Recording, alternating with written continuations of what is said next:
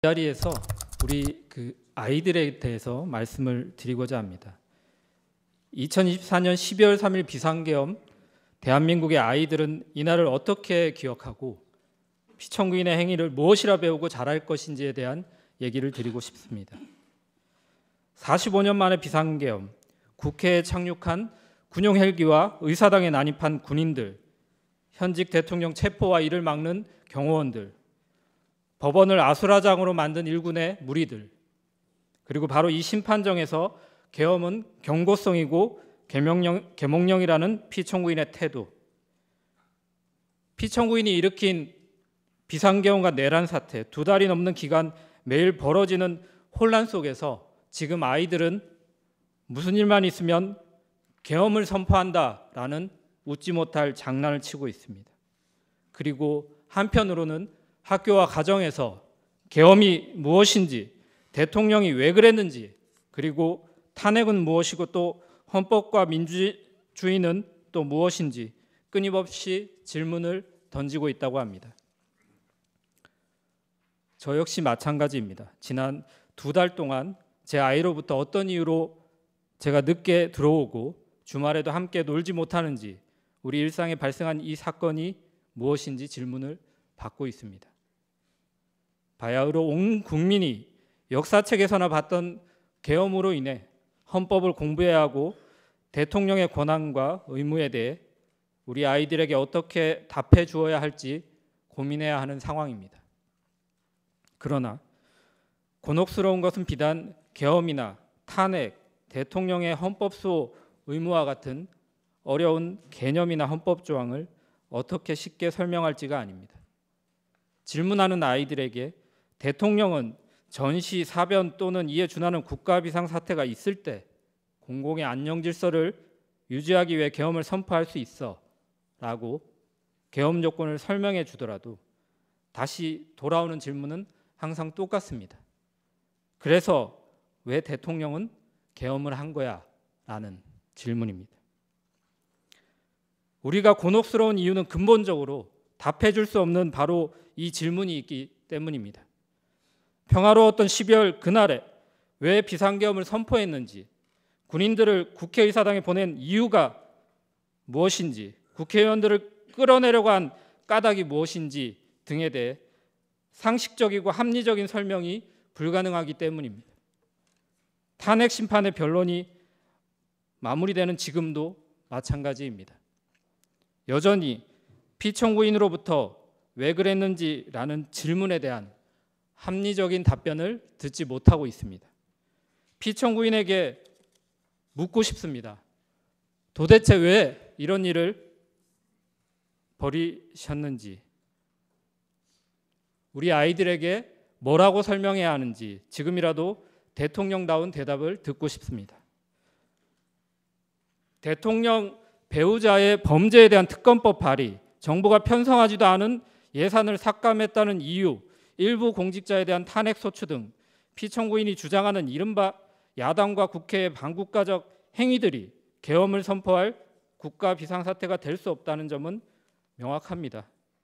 피청구인과 사전 공무원, 국방부 장관을 제외하고 어떤 국무위원도, 이 재판정에서 증언한 국무총리도, 경제수석도, 안보실장도, 국정원장도 동의하지 못한 국가 비상사태는 피청구인의 몽상에 불과합니다.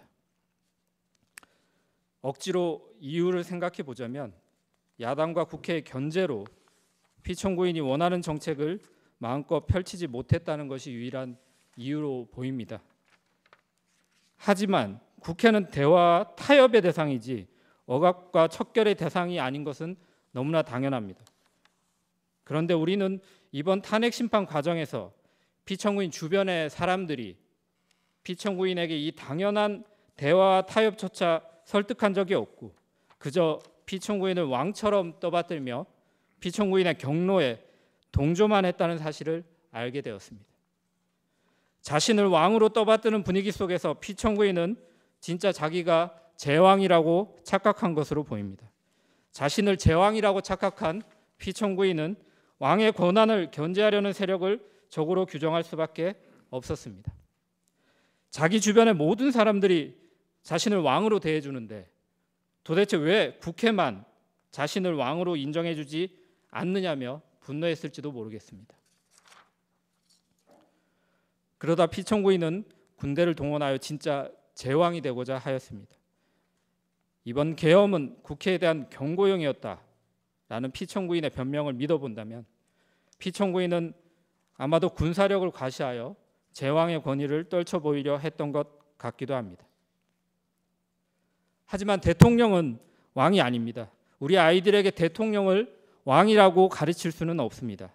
국민이 대통령을 왕으로 대우하는 순간, 대통령이 스스로 자신을 제왕이라고 착각하는 순간 대한민국은 더 이상 민주공화국일 수 없습니다.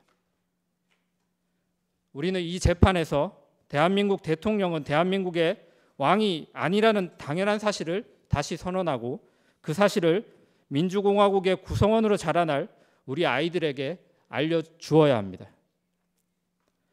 어린 시절 주변의 어른들은 1980년의 광주를 광주 사태라고 불렀습니다.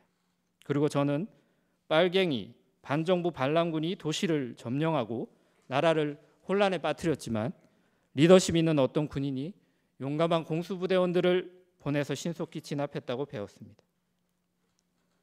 수많은 사람들이 피를 흘리고 고통의 시간을 보냈고 17년이나 지나서야 법원은 전두환을 내란 우두머리라고 확인하고 무기징역을 선고하였습니다.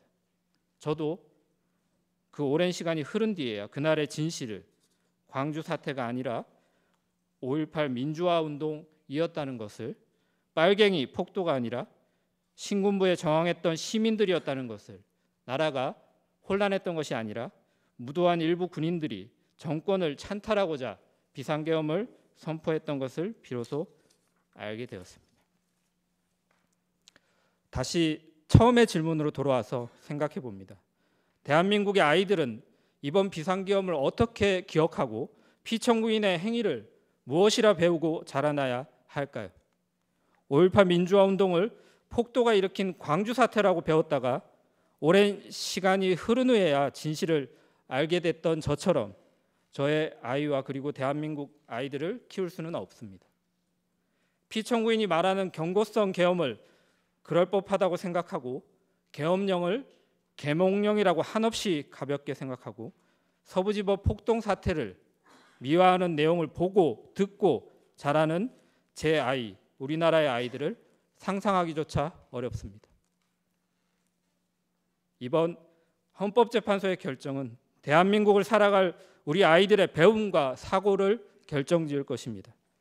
12월 3일 비상계엄을 실행한 피청구인의 행동에 대한 헌법재판소의 평가가, 또한 아무 일도 일어나지 않았다고 말하는 피청구인의 인식에 대한 헌법재판소의 평가가 오늘의 아이들이 배우고 자라날 역사의 진실을, 그리고 내일의 대한민국이 어떠할지를 결정할 것입니다. 감사합니다.